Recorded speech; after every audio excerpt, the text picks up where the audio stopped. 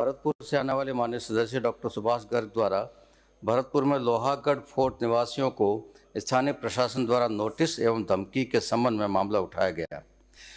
यहाँ यह उल्लेखनीय है कि भरतपुर से आने वाले माननीय सदस्य द्वारा उठाए गए मामले में उनके द्वारा तथ्यों को तोड़ मरोड़ कर प्रस्तुत किया गया है, जो कि निराधार एवं असत्य है।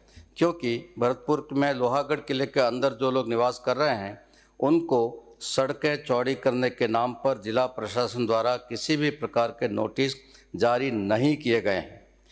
सत्यता यह है कि नगर निगम भरतपुर द्वारा केवल रेड क्रॉस सर्कल से गोवर्धन गेट तक अतिक्रमण हटाने के लिए 22 नोटिस जारी किए गए हैं, जो कि लोहागढ़ किले के अंदर के निवासियों के नहीं हैं। उपरोक्त कथन के संबंध में उल्लेख है कि भरतपुर से आने वाले माननीय सदस्य डॉक्टर सुभाष गर्ग द्वारा सदन में असत्य और भ्रामक तथ्य प्रस्तुत किए गए, जिससे उनके द्वारा प्रदेश सरकार की छवि को धूमिल करने की जानबूझकर चेष्टा की गई। साथ ही सदन में अपने संवैधानिक विशेषाधिकारों का दुरुपयोग कर असत्य वक्तव्य प्रस्तुत कर सदन को गुमराह करने की चेष्टा की गई है, जिससे सदन की अवमानना हुई है और यह विशेषाधिकार हनन की श्रेणी में आता है। अतः विषय श्रीमान अध्यक्ष के समक्ष आवश्यक कार्रवाई हेतु प्रस्तुत करते हुए मैं निवेदन करना चाहता हूं कि यह सदन और इस सदन के अंदर बैठे हम 200 लोग एक विशेषाधिकार को प्राप्त करते हैं, रखते हैं, उसका आनंद लेते हैं हम। वो ये है कि सदन के अंदर हम कुछ भी बोलें तो बाहर उस पर कोई कार्रवाई नहीं हो सकती, न कोई पुलिस थाने में कार्रवाई हो सकती है, न किसी कोर्ट में कार्रवाई हो सकती है। और कई बार हम उस अधिकार का दुरुपयोग कर जाते हैं, असत्य सूचनाएं दे देते हैं, असत्य तथ्य बोल देते हैं और उससे अपने भ्रम भी फैलता है और जनता में उससे अफरा तफरी भी फैल सकती है और कई बार उसके राजनीतिक मंतव्य भी और आर्थिक मंतव्य भी सिद्ध कर लिए जाते हैं। अध्यक्ष महोदय, इस प्रकरण में यही हुआ है। लोहागढ़ किले के अंदर जो लोग हैं उनमें अफरा तफरी का माहौल बना, डर और भय का माहौल बना कि हमारे ये मकान टूट जाएंगे या दुकानें टूट जाएगी, वो माहौल बना, जबकि ऐसा कुछ था नहीं। तो इसलिए मैं आपसे निवेदन करना चाहता हूँ कि ये बहुत गंभीर कृत्य है और नहीं किया जाना चाहिए था, लेकिन किया गया है और इसलिए मैं आपसे निवेदन करता हूँ, आसन से निवेदन करता हूँ, इस पर उचित कार्रवाई, उचित व्यवस्था देने का कष्ट करें। अध्यक्ष महोदय सुनिए माननीय अध्यक्ष महोदय, इसमें 3 आरोप लगाए गए हैं। अध्यक्ष महोदय 3 आरोप लगाए गए, तीनों के तीनों निराधार हैं। अध्यक्ष महोदय, इसमें लोगों को डराया धमकाया। अध्यक्ष महोदय, ये निराधार बात कही गई सदन के अंदर। अध्यक्ष महोदय, सदन को गुमराह किया गया।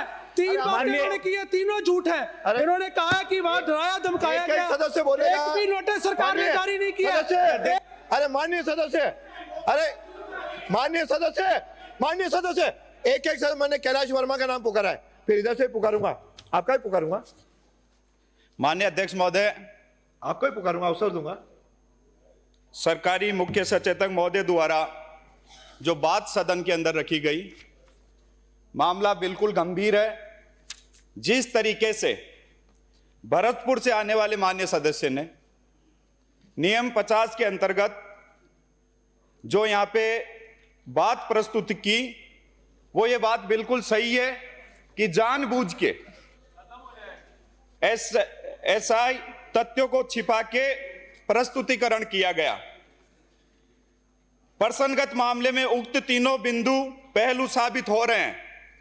सुभाष गर्ग माननीय सदस्य, वरिष्ठ सदस्य हैं, सरकार के अंदर मंत्री भी रह चुके हैं, मगर उनके द्वारा ज्यादा 2 मिनट उनके द्वारा बोलना, 2 मिनट 24 फरवरी 2025 के संबंध में जो मामला प्रस्तुत किया, इसको ध्यान आकर्षण के माध्यम से भी लगाया गया माननीय अध्यक्ष महोदय, मगर पहले स्थगन आया।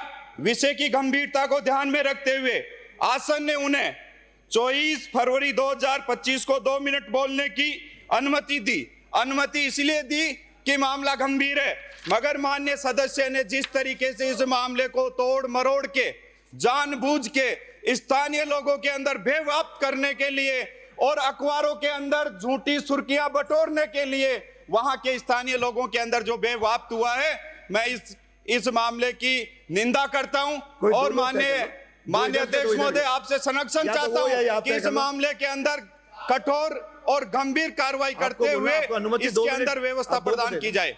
बैठे। अब एक इधर से, अरे एक इधर से, आपको बोलेंगे देंगे। हाँ मानिए, वो बोरा जी। का डराने धमकाने का मामला है। यदि किसी सदस्य ने उठाया, आपके पास क्या प्रूफ है कि उसको नहीं हटाए गए हैं? आपके कहने से नहीं होता है। मैं बताता हूं, आपके कहने से नहीं होता है। ये लोकतंत्र की हत्या है। इस तरह से हत्या नहीं होने देंगे। आपकी दादागिरी नहीं होने देंगे। ये लोकतंत्र की हत्या है। ये हत्या नहीं होने देंगे। यदि किसी सदस्य ने उठाया, आप इस तरह से डराने धमकाने का मामला नहीं चलेगा। सर सारा झूठ है, हमारी प्रक्रिया से चलेगा। आपकी कहने से नहीं चलेगा। नहीं है आप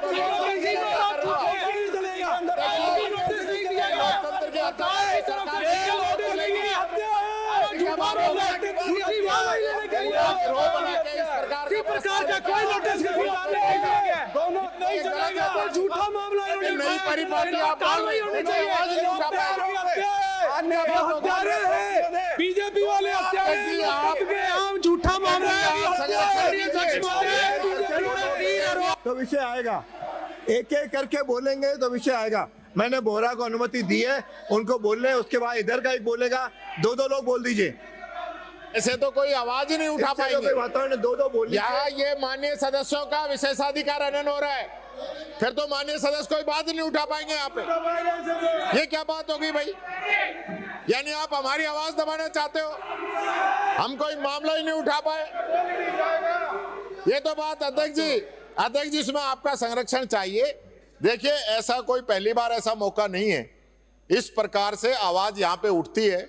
ठीक है, वहां पे नोटिस नहीं दिए ये एक अलग बात है, या तोड़ने की कोई बात चल रही है, लोगों में भय है, ये बात माननीय सदस्य ने उठा दी, तो इसका मतलब ये नहीं है कि उसने कोई गलत कर दिया और विशेषाधिकार और पूरे सब लोग ऐसी चर्चा कर रहे हैं।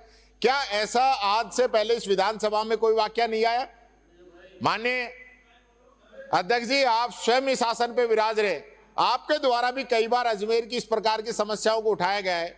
कई बार कोई पानी की समस्या होती है, उसमें उठाते हैं, जाम लग गया, लोगों को परेशानी होती है, 2 शब्द और फालतू कह देते हैं, तो इसका मतलब तो फिर ऐसे मुद्दे यहां उठाए नहीं। ये तो बात एक प्रकार से लोकतंत्र को दबाने की हो जाएगी। हम लोग फिर कोई बात ही नहीं रख पाएंगे। आप विशेषाधिकार हनन ले आएंगे, अगली बार आप हमारे खिलाफ मुकदमा दर्ज कराने लग जाएंगे, तो हम तो फिर बोलना बंद कर दें। ये तो कोई बात नहीं हुई अध्यक्ष जी। इस प्रकार से ये सभी सदस्य आपके हैं, ये 200 सदस्यों का हनन है, सत्ता पक्ष के लोगों का भी हनन है। ये मत सोचना कि आप ये विशेषाधिकार लाके आप लोग बच जाओगे, ये आप लोगों का भी हनन है, आप भी अपने इलाके की आवाज नहीं उठा पाओगे। ये कभी बात नहीं रही। आप इस विधानसभा की गरिमा पूरे देश के अंदर सबसे बढ़िया है, यहाँ की परंपराएं सबसे उच्च रही हैं। अगर हम उन परंपराओं को कमजोर करेंगे तो इसका खामियाजा हम सब लोगों को ही भुगतना पड़ेगा। ये बात अध्यक्ष जी मैं आपसे कहना चाह रहा हूं। माननीय अध्यक्ष महोदय, एक जो दो इधर की अभी दो, प्रतिपक्ष के अंत नेता तक ने जो बैठ बात जाइए। कही, सर आप अरे आप बैठिए। क्यों खड़े हो? हमने अरे वो सुना है, आप क्यों खड़े हो रहे हो? जब एक ही बोल रहा है, हमने नेता प्रतिपक्ष को सुना, आप भी सुनने का मादा रखिए। आपको दे जब दिया आपने मैंने। बात रखी है, आप लोकतंत्र की दुहाई दे रहे हैं। अब आप आपको आप ऐसे तय कर लो, आप बोलो, आप बोलो। एक बोलो। राजस्थान की 8 करोड़ जनता ने, मेरे को एक नाम बता दो, मैं बोला। माननीय अध्यक्ष महोदय, हरिमोहन जी बोलेंगे। अब आप सुनिए, हरिमोहन जी। सुनने का मादा रखिए। माननीय, सुनने का मादा रखिए। लोकतंत्र की आप बात कर रहे हैं, 3 बातें इन्होंने उठाई हैं। पहला विषय है, वर्तमान में सड़कों को चौड़ा करने के नाम पर लोगों को डराया धमकाया जा रहा है। फिर इन्होंने कहा है प्रशासन अवैध तरीके से नोटिस दे रहा है। एक सिंगल नोटिस ये प्रूव कर दे, एक सिंगल नोटिस, और आप जो कहें वो कार्रवाई करें। इसके अलावा इन्होंने कहा है वहां के नागरिकों में डर के अपना मकान बेचने की प्रक्रिया शुरू कर दी है और 20 से 25 हजार लोग प्रभावित हैं। किसी विभाग की तरफ से एक सिंगल नोटिस नहीं दिया गया है। आप किस तरह से सरकार के नाम गुमराह कर रहे हैं, जनता को गुमराह कर रहे हैं। बिल्कुल डर का भय।